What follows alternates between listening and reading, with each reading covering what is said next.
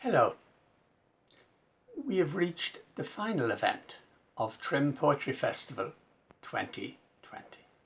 We hope everyone has enjoyed the festival so far, and because it's online, you can go back and revisit or see for the first time many of the events that happened yesterday or the day before.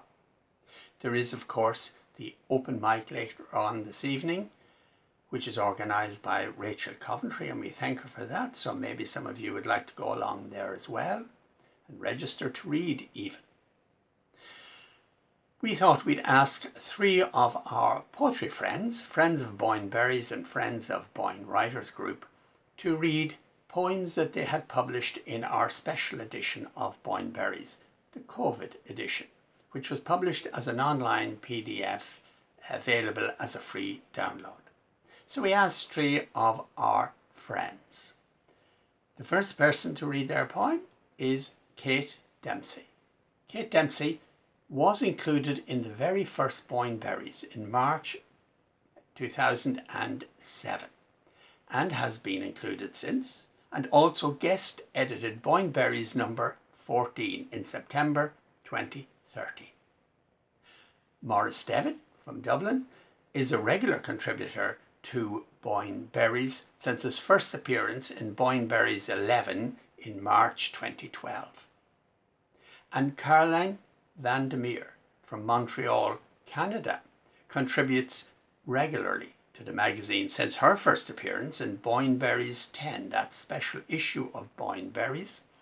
That was published in September 2011. And she travelled all the way from Montreal to be present at that launch in Trim. So sit back and listen to COVID issue poems from Boyne Berries by Kate Dempsey, Maurice Devitt and Carolyne Meer.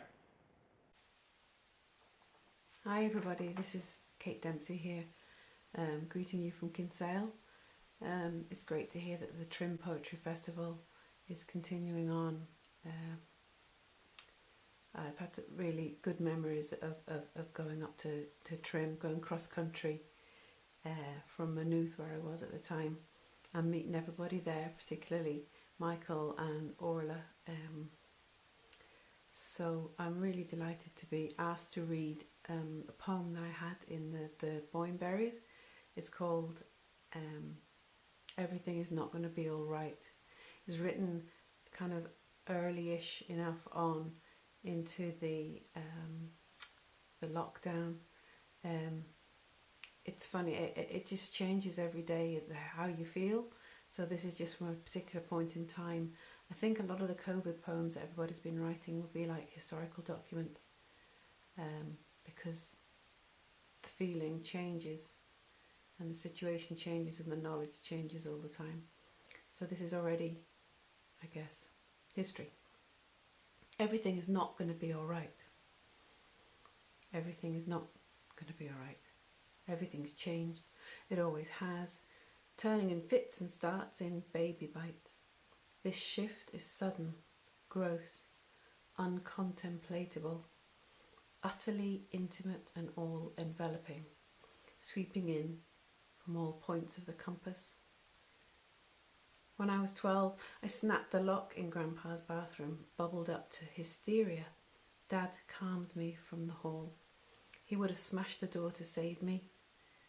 Now I'm the one who sharpens the axe, preparing an incredible rescue, beside myself with fear for others, and if I let my thoughts spill over, afeared too for my life, our future, waking after dreams that are not dreams, crying, all shall not be well, all manner of things shall not be well.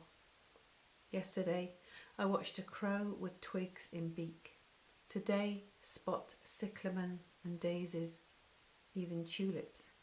Share pics of callous green shoots online as some cruel hope. Swap numbers with the neighbours. Call friends I haven't seen for too long. And watch the news again. Thanks very much. I hope you're all keeping safe and well. And I'd just like to thank Orla Fay and Francis Brown for choosing my poem Another Year for Boyneberry's 28 and also give me the opportunity to read it online for Trim Poetry Festival. Another year.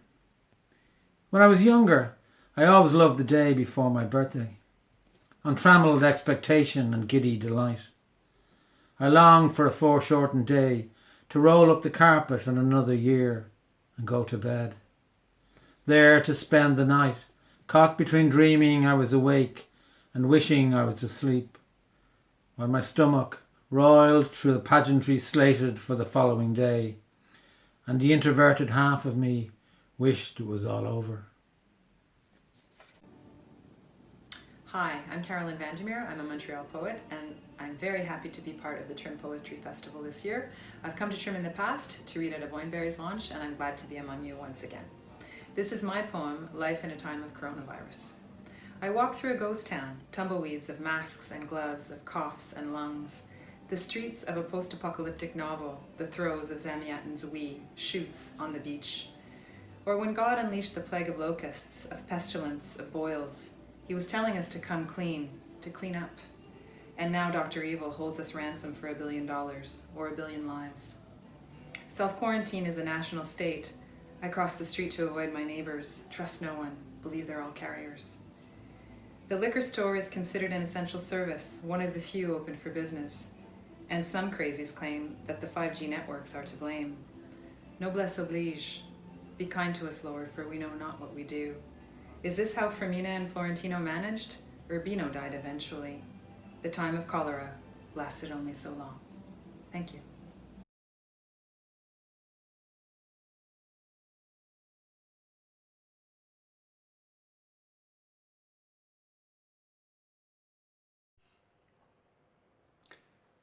Thank you, Kate, Maurice and Carolyne.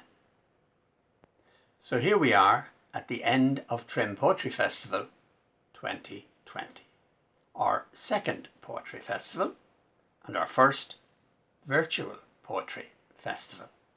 Last year we broke new ground by holding our first festival, and this year we've broken more new ground by having our first and possibly our only online virtual festival, and we hope everyone has enjoyed it.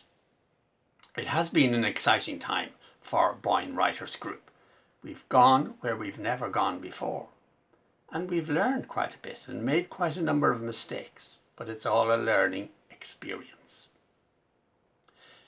We know that you appreciate that these videos have been produced under varying degrees of lockdown, with restricted access to technology, expertise and advice. And in these circumstances, we think that the contributors, and ourselves indeed, have done a great job. It's not perfect, but if we were to wait until we got it completely right, then we'd never do it. In Boyne Writers, we believe that if something is worth doing, it's worth doing. Thanks to all those who did contribute, all the writers who recorded and sent their videos or audios in difficult circumstances.